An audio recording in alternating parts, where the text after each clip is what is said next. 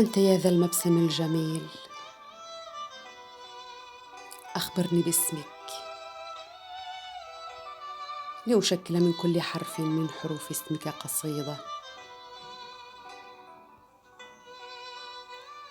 لنبقى بالذاكرة أحياء أنا وأنت.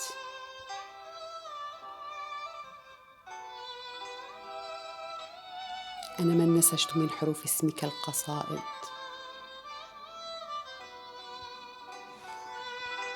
وبيت القصيد هو أنت.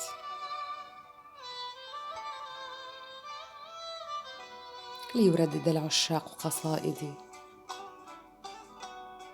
ويمررونها لأبد السنين.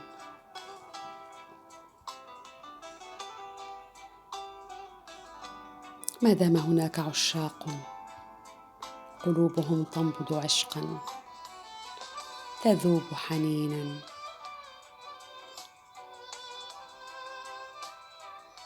ما دام هناك عشاق أرواحهم تحترق شوقا للقاء. أخبرني باسمك